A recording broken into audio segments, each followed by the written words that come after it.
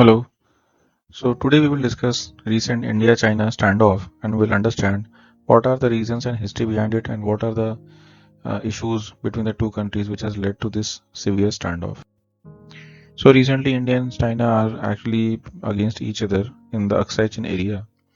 On May 5, 2020, Indian Chinese soldier actually clashed near Pangongso Lake, which is in Ladakh.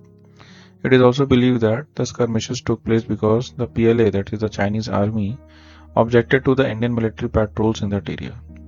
Now, why they objected to the patrols in that area, we will look into it after some time. Even the most of these clashes were also apparently stemming from a different assessment.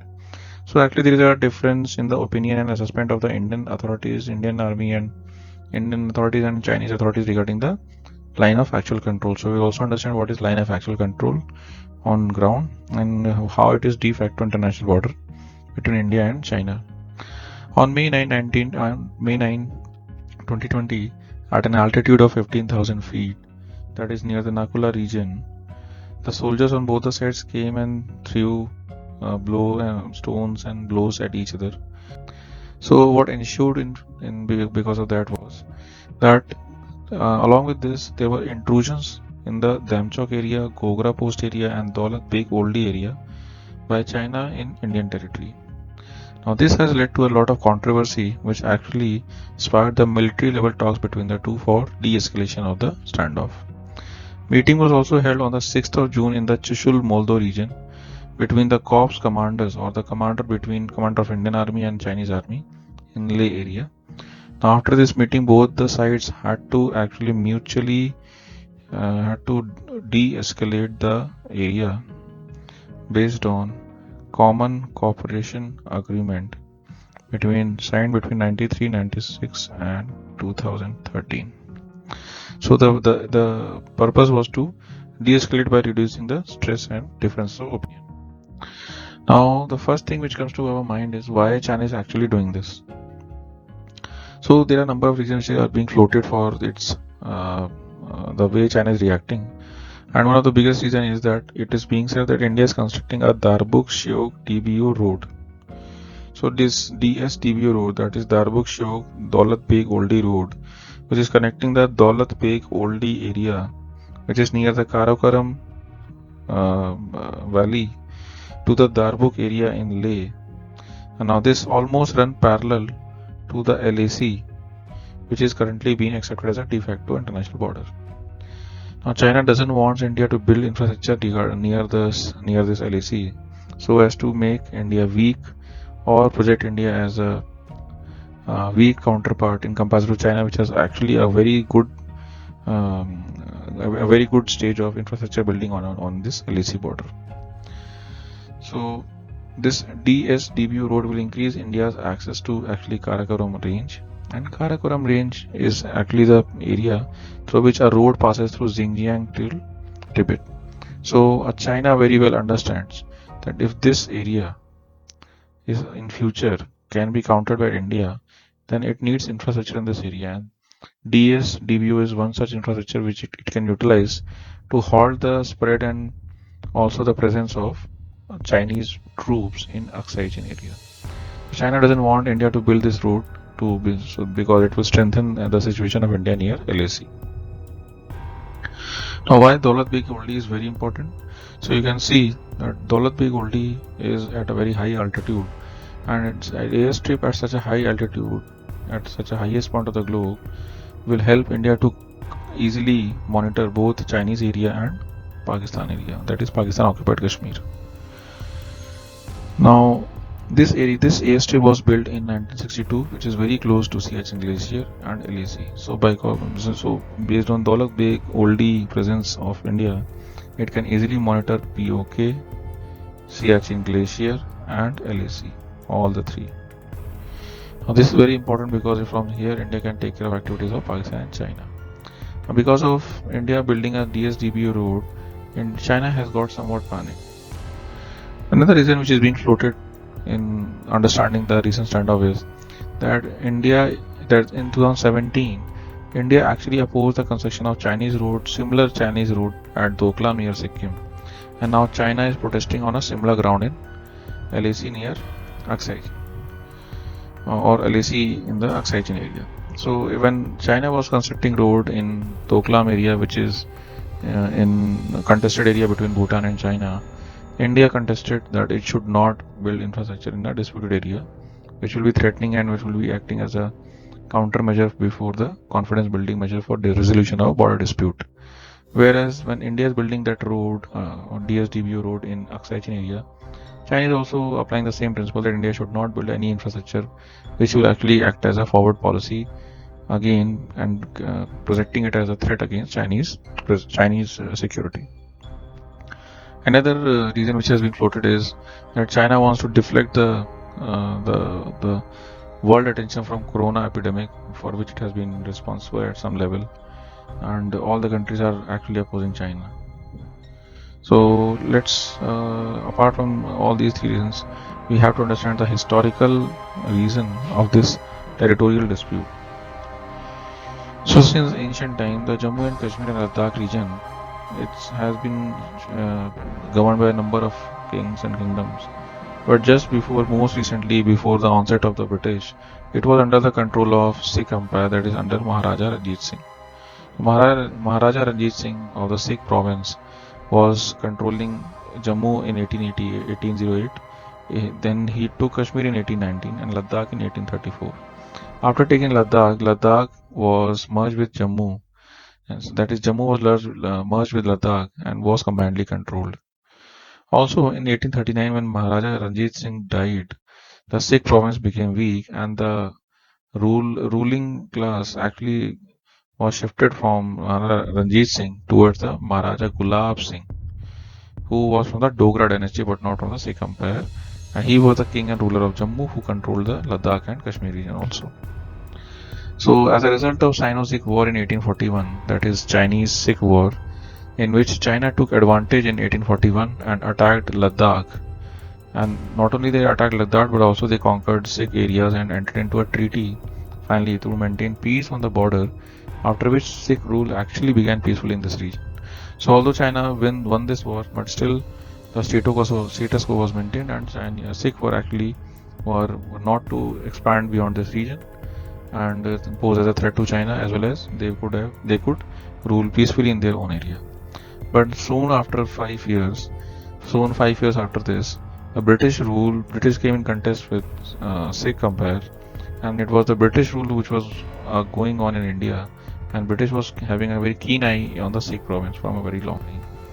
So in the Anglo-Sikh War, which just happened 5 years after this, Sino-Sikh War, the British actually became victorious in Anglo-Sikh War, and British conquered some part of the Punjab province. The Punjab province consisted of the Indian Punjab, Pakistan Punjab, and the whole of Jammu and Kashmir and Ladakh region. So they also occupied Kashmir Valley and Ladakh region as a result of this winning of this war. In this battle, Maharaja Gulab Singh actually Singh of Jammu had held the British with a lot of intelligence. Thus, as a reward, the British actually sold the Jammu and Kashmir and the Ladakh region under Amritsar Treaty for 75 lakh rupees to Maharaja Gulab Singh. So the areas of Jammu, Ladakh, Gilgit-Baltistan were sold at the price of 75 lakhs to Maharaja Gulab Singh of Dogra dynasty, which continued till the independence of India. So people of Maharaja Gulab Singh dynasty actually continued to be the successive kings of J&K till 1947, and you can see that this was somewhat more or less the map of J&K during this period. But after the taking up of or winning the Anglo-Sikh War, the demarcation of the boundary was still not a settled issue. So a British civil servant with the name of W.H. Johnson, he proposed the Johnson Line in 1865. So in 1846, the British tried to talk with China for the eastern Ladakh border, but China was not interested at that point of time. Therefore, the border could not be created. But somewhat at a later stage, after almost 20 years, in 1865, by the initiative of W.H. Johnson, a new line was proposed known as Johnson Line, and it was according to which the Aksai Chin part was described as a part of Jammu and Kashmir. So this area which you see is Aksai Chin area, and this line, green line which you see, is the Johnson Line. So based on this border demarcation, the Aksai Chin is a part of India, and India claims Johnson Line as the border between India and China in Ladakh region. So currently India is following the Johnson Line, whereas Aksai Chin was bordered by Xinjiang. So at this point of time, Aksai Chin was having a border with Xinjiang, and Xinjiang was not a part of China by that time. It was only in 1878 that China occupied Xinjiang. And after this, China started having interest in Aksai Chin area. So, in order to strengthen its claim on Tibet, it tried to control Xinjiang and construct a road from Xinjiang till Tibet, which was known as Trans-Karakoram Highway or Xinjiang-Tibet Highway. Whereas another line was proposed in 1899, again somewhat 25 years later. In 1899, British Council George Macartney MacDonald, he was sent. This proposal was sent to China by MacDonald, and hence this line is known as Macartney-MacDonald line. Under this line, some parts of the Aksai Chin were shown in the China, and some part were actually in India. So you can see as if some of the parts like this Haji Langar, some part of the Aksai Chin beyond this Galwan and Shiok River to its eastern side are under the Chinese occupation. Chinese should be under China. Whereas beyond this red line, you can see that beyond this red line, all this area will be under India, and this will be under China. So that time China did not give any response. They neither said no nor yes to the MacDonald line, and in 1959, finally, after the independence of both the countries, China accepted this line. So China actually accepts MacDonald line, and India accepts the Johnson line. So why China actually accepted the MacDonald line? Because by that time Tibet was an independent country, and after 1959 their focus was to conquer them, to capture Tibet. So when China thought of occupying Tibet, they were having the fear that there might be a rebellion in that area. So it is better to have as much buffer area before Xinjiang and Tibet as much as possible, for which it would be better that they claim MacDonald line and have extraterritorial claims in the Ladakh region. China began to construct a road in Xinjiang to Tibet in 1951 in order to strengthen its claim in the western Tibet. So you can say that it was carried out, the highway was carried out from Xinjiang till Aksai Chin area till Tibet, and in order to strengthen the western Tibet area, that is the Aksai Chin area, they built this Trans Xinjiang Tibet Highway. So the name of this road was Tibet Xinjiang Road, and when this road was ready in 1959, only then India came to know about this. Now this is what where the major flaw India did.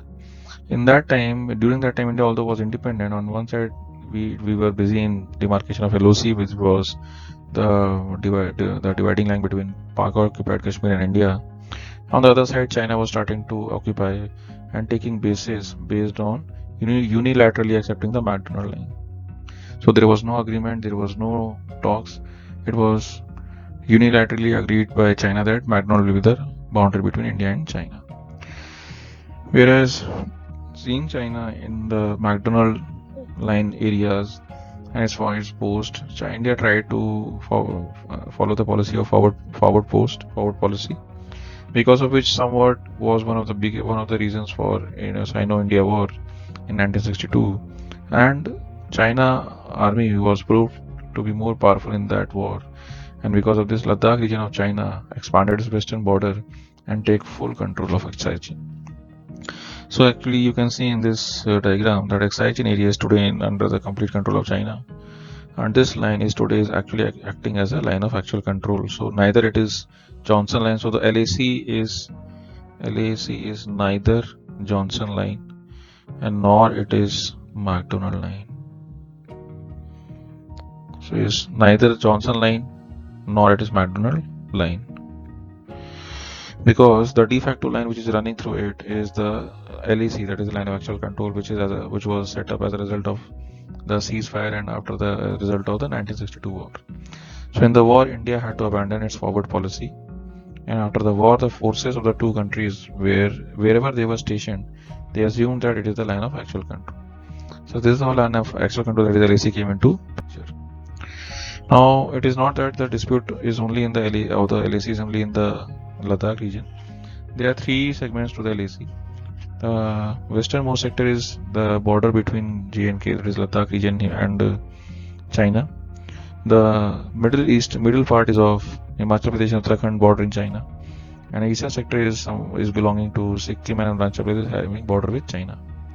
So the western sector is 2150 kilometers. This is one of the largest sector actually, which India claims, having border with China, and this is the area which actually is bordering Xinjiang province of China with India.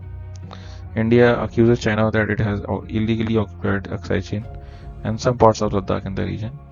And as a result of 1962 war and these 10 standoff, today the LAC is actually the dividing line between India and China, but not the border which India claims. The middle sector. The middle sector is the shortest one. It is only 625 kilometers, and it is somewhat more stable. But recently, we have seen that China has been poking and creating issues in these areas also, and whereas also Nepal has raised issue of Lipu Lake and Kalapani in this area regarding as a border dispute because of border dispute and differences of opinion regarding watershed. Whereas the eastern sector is 1140 kilometers. 1140 kilometers. It has been historically known as McMahon Line. So this line is known as McMahon Line, and it is one of the areas where they is a very known as one of the biggest representation and seat of Tibetan Buddhists and Tibetan monks. So Arunachal Pradesh, which has maximum area in this area of 85,000 kilometers, is known as the Southern Tibet area by China, and India claims to be its part of it, integral part of India, and is known as Arunachal Pradesh, which is a full-fledged state. So the line of actual control LAC runs through Ladakh, which is a UT now, Himachal Pradesh, Uttarakhand, Sikkim, and Arunachal Pradesh. So LAC is also known as one of the world's largest unmarked border. Most of the border disputes are seen in Ladakh region generally, and such as in Galwan Valley and Pangong Tso Lake. And recently also we saw the clashes of Indian and Chinese army here only. Whereas Galwan Valley is located in India, India claims that it is part of its territory, whereas China is also calling it is a part of its territory. So let us see what actually the strategic and importance and the geographical and topography of the Galwan Valley is and why this issue has cropped up. So Galwan is actually a short river and run-through river which originates in the Karakoram range and which runs through Aksai Chin and in the eastern Ladakh sector to join the river Shyok. Its important tributary, Shyok is a tributary of Indus River.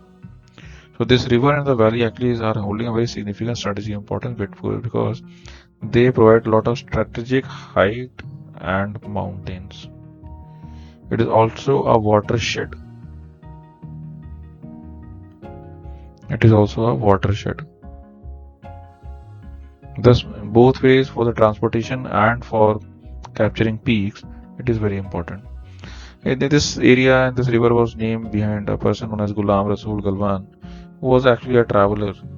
And because of his autobiography, Servants to the Sahibs are actually Britishers here.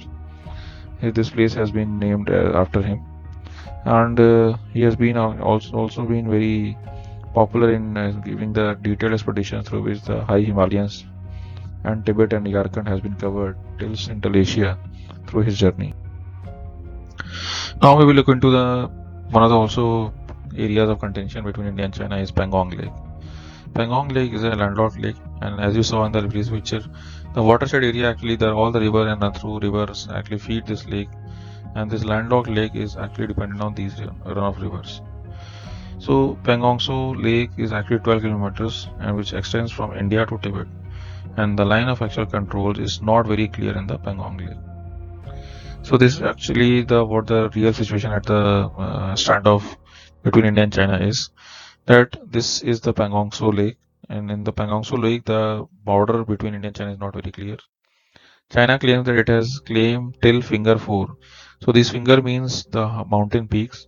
So finger 1, 2, 3, 4 are the mountain peaks which China considers are part of India, but all of mountain peaks after finger 4 are part of China. This is what China claims.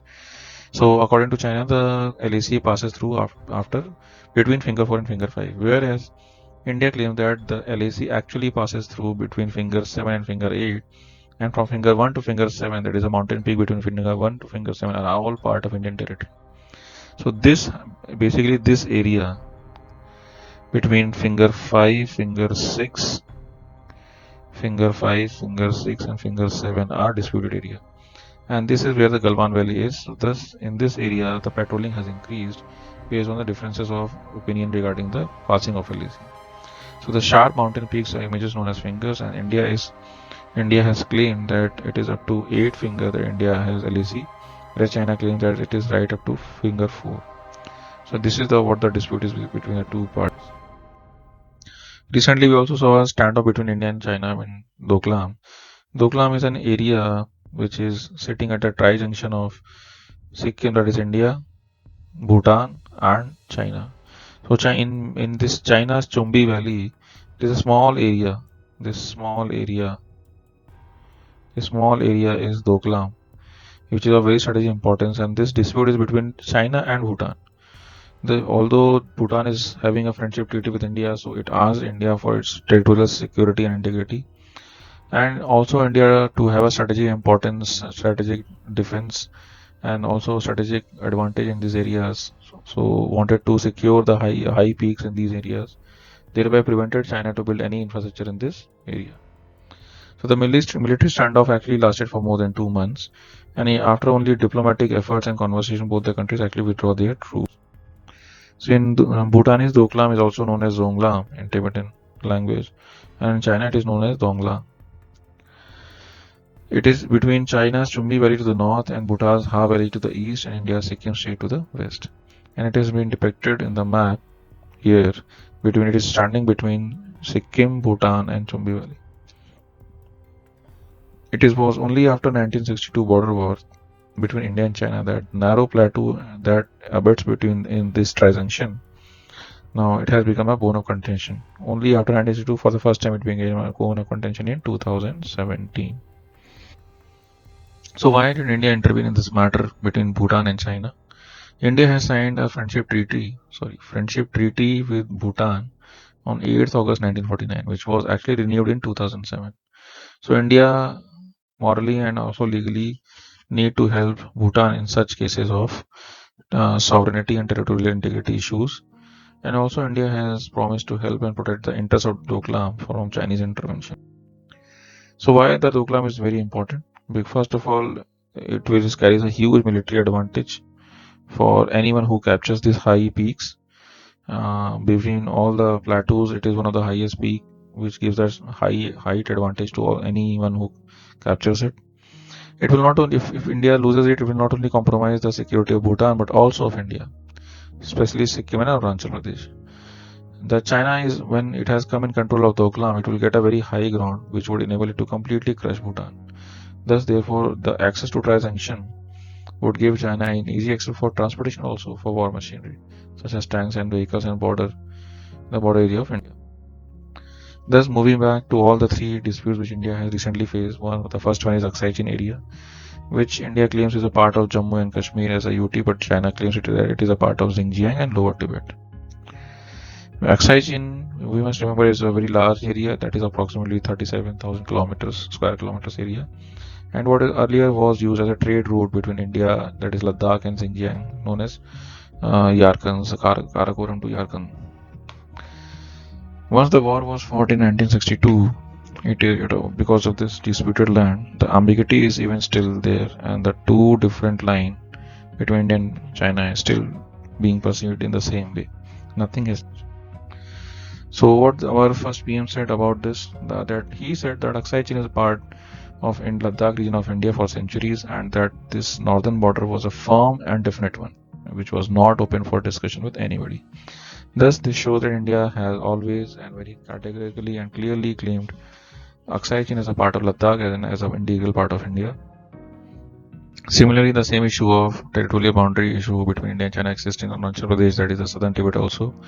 Arunachal Pradesh is also very interesting because of the reason that Tibet has been captured by China in 1959, and because of this, the Dalai Lama, the spiritual leader of Tibet, actually moved to and shifted to India fearing his capture or death by China, and China, in order to crush any rebellion or rise of Tibetan autonomy or Tibetan religious uprising, has declared that after the death of this Dalai Lama, the next Lama will be Panchen Lama, who has been appointed by China in Chinese administration. Whereas Dalai Lama says that the next Lama will be coming from Arunachal Pradesh. The next Lama will not be coming from neither Tibet nor Aksai Chin, but he will be coming from Arunachal Pradesh. Thus, Arunachal Pradesh has actually caught a lot of interest in the eyes of China, that this area can be one of the bases for spread of Tibetan unification and Tibetan uprising. So the majority of the international maps put the area in India, but China still claims that it is part of Tibet, southern Tibet, and since it owns Tibet, therefore the Arunachal Pradesh is a part of China. So the primary controversy is all over about the ownership of Tawang Tract. This is the Tawang area, Tawang Tract, where the India's biggest monastery and the ancient trading town has been established. The history of Arunachal shows that it borders Assam, and since ancient times very few old temples have been there. It has also been influenced by the Tibetan, Burmese and Bhutanese culture. In the 16th century, the Tawang monastery was built. It was a very important site for the Tibetan Buddhists, and this area has also been populated by Tibetans at all the points of time.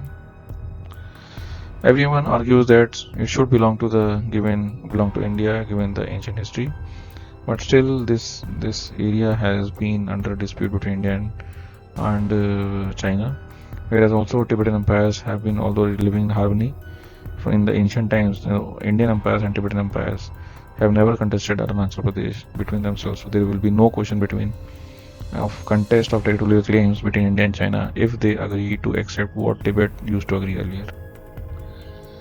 So what happened in Shimla Convention 1914? So in 1914, Tibet was still independent, but it was a weak country. So British India brought to the table the two parties, British India and Tibet, and forced Tibet to accept that the region of Tawang and the area south of it belonged to India. So everyone was very happy with this except China. China actually never accepted this agreement, and Chinese representative withdrew from this, and since then China has refused to accept the accord resulting out of this meeting. After the meeting, the border was not fully enforced, but later the British administration realized that they have already have made this convention and agreement. And after 1935, British started showing that the Tawang and the southern part of Tawang, that is Arunachal Pradesh, is part of India, and it showed in our regional maps. So finally, where does it belong to? So China never actually recognized that Tibet's independence, nor its 1914 Simla Convention. So this is what the problem is, because China used to consider that Tibet is under its suzerainty.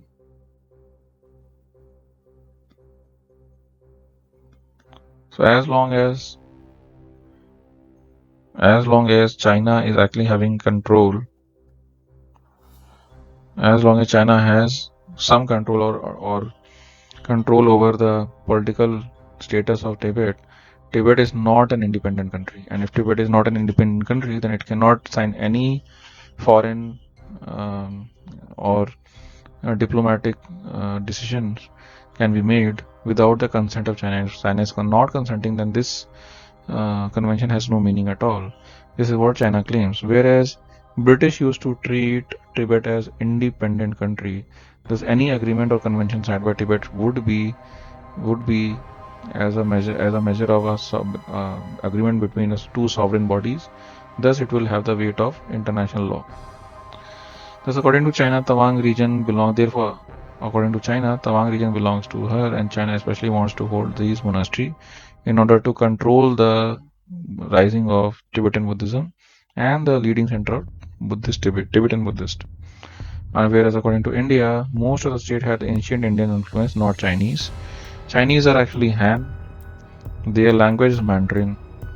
Their culture is more plain, that is coastal plain oriented. Thus, no way they have any cultural affiliation with Tibet. Therefore, in 1914, if Tibet signed an agreement to give the state to India, then it should be respected. And also, from Indian perspective, keeping Tawang monastery within India is also very important and best to its interest, as a way to protect whatever is remaining of the Tibetan culture. Otherwise, China will again in order to unify the country and homogenize the country. It will crush the Tibetan culture as well as Islam. So actually, what happened on 15th and 16th of June? So Indian Army Senior Ranking Officer Colonel Santosh Babu of 16 Bihar Regiment set out to hold a discussion or a talk from with the Chinese side, so that they are clear that they have to remove the troops, and if they were not returning back to the bases, then they should be apprised of this as per the commitment.